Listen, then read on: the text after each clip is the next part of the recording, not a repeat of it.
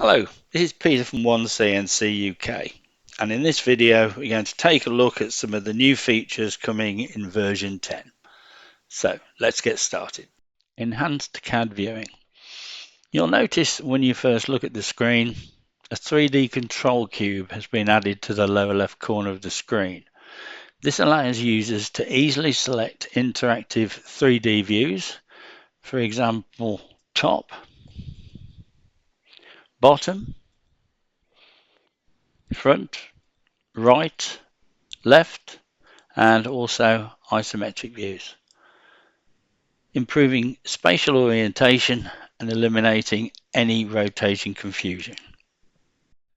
Smart dimensioning and geometric tolerancing has now been introduced throughout the entire product range, no longer just being available in Expert. Smart Dimension intelligently selects whether you are selecting horizontal, vertical, arcs, or circles, and applies the appropriate dimensions automatically. The traditional manual dimensioning tools remain for any custom scenarios. OneCNC10 has also introduced advanced analyzing for lines and fonts in all CAD drawings, offering superior clarity in dimensions, annotations, and title blocks. Geometric tolerances, as I previously mentioned, are available throughout the entire range of OneCNC. This results in more legible, professional, quality drawings, especially for the GD and T documentation. OneCNC10 CAM enhancements. The new chamfering feature supports custom angle settings and allows the use of tapered tools, not just the standard 90 and 45-degree tools. The tool library has been updated accordingly, and multiple automatic passes are calculated when needed for optimal results. So let's go ahead and give you an example. So in this example, we're just going to use position number 1. We're going to go into chamfer and edge, give ourselves a start point, a direction, and right click to end as always. So if we just go into the libraries, as I said, the library has been modified to take all of the different taper angles that are now available, and obviously you can modify them to suit. We'll just grab hold of an 8mm chamfer tool. We'll just give it a 0.5 tip diameter. Not really bothered about speeds and feeds. So next. Quite happy with the clearance plane. As I say, this side of the form hasn't changed at all, apart from the graphics. The only difference you'll see, it does now offer you cut levels, and cut levels obviously come into play when you're using a smaller tool than the actual chamfer size itself. So we've got an 8mm tool. Let's do a chamfer size of 10mm. We're going to use cut levels, as I say, and when we select next, you can see all of these are auto selected. It calculates out the step over and the rough in depths dependent on the size chamfer and tool you've picked. They can obviously be overridden to suit. So for this one, we'll just leave the standard settings. I'm just doing a lead in and lead out slightly bigger than the tool radius, and finish. And if I just right click and go to simulate rest, we're simulating to a stock model. I'll just slow it down as we go into it. And as you can see, it's just working along a single depth at the moment, just radially moving in at the given step over.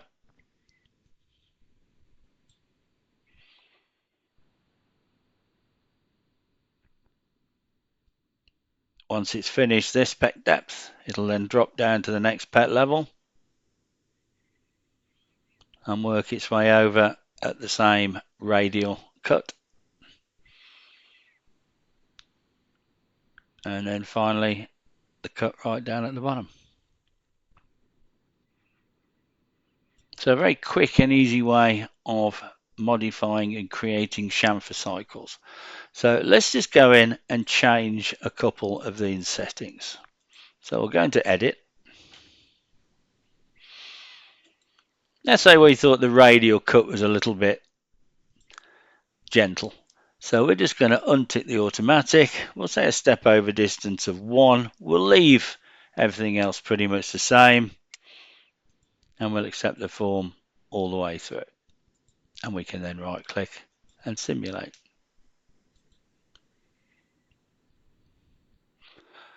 As I say, you'll see the radial cut is a lot greater than it was before, obviously depending on the material and the cut conditions you have.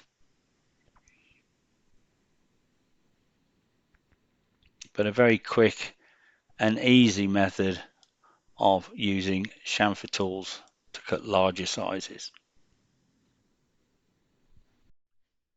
The new corner rounding function automates multiple pass calculation for accurate corner rounding, available in all milling and lathe multi-axis configurations. Users can expect better surface quality and improved life. So let's give you an example. So we're just going to go into our stock tool pass, corner rounding option, as usual, start point, direction, end point. We'll just change our tool over in the library. We'll go for an 8mm corner rounder and select OK. Again, I'm not really worried about speeds and feeds for this example. Clearance form is good. And we're going to use position number 1. So we're going to change it over to the outside. As I say, you can leave stock in Z for a finishing pass. It now offers us the roughing depth option. So we'll just go down in 2mm increments and we'll select next.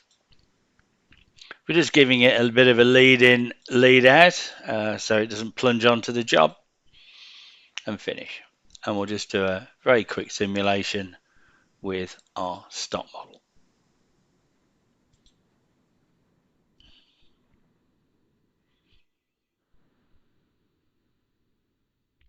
So this comes in useful, obviously, for large corner rads, and as it states, it should give you a much better surface finish and tool life. OneCNC10 now offers us enhanced hole wizard. Hole features have been updated to allow for interactive model-based depth selection and improved feature recognition, saving time and ensuring consistency in repetitive tasks. This comes in especially useful when using things like drill hole single. Drill single, unlike drill hole wizard, does not give you the depth of the hole recognition. So when you're selecting the holes that you want to machine, we'll just go through the normal tool selection. When we come to the Pick Z option, now we can zoom into the bottom of the holes, find an anchor point at the base of the hole, and left-hand mouse click. And that is telling us that the hole is 20mm deep. We can then obviously accept the form all the way through as we normally would, making Hole Wizard exceptionally simple to use. Filleting in OneCNC10 has now been significantly improved to support more complex and difficult shapes. Edges that were previously failing or required workarounds can now be filleted cleanly, reducing workaround time. So on the screen, I have 2 separate solids, a boss and a cylinder. So first things first, as always, we will go into our model operations and union them together. And it's good practice just to remove any inner surfaces, you know, when you are joining objects together. We're now going to go into filleting. We'll chamfer an edge. We'll select the profile and right-hand mouse click. Now, as I say, the filleting has been dramatically improved. And if I just select undo, go back into filleting, I can now select a chamfer And as you can see, no problems at all. A massive improvement to the modeling side of the software. Also, with file imports, file import capabilities have been further optimized for performance, capability, and reliability across all CAD formats. Thread modeling has now been introduced into OneCNC10, and the new thread modeling allows for both internal and external metric and Whitworth threads placed directly from the thread modeling. So let me go ahead and give you a quick example. So we're just going to go over into our solids. We're going to use the thread model, and we can create threads using the library, standard, custom, Whitworth, or we can create our own using the form on the left. So we'll just say pick a 12 by 1.75 at the library. Let's make it a little bit longer than that. Let's say 15 mil. We're doing an external thread and it's going to be right-handed. So we can simply select OK.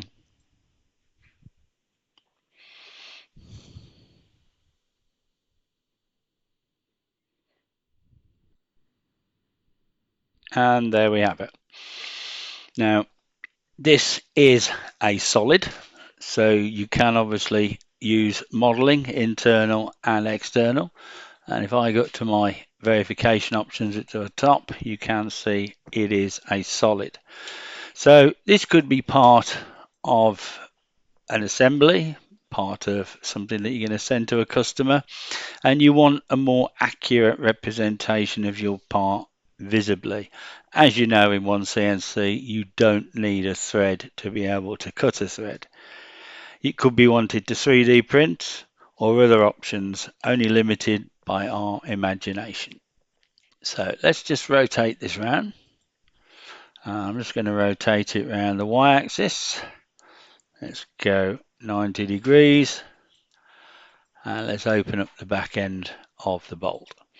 So as I say, we could want just a more accurate representation of the part before we send it out to be machined by our customer.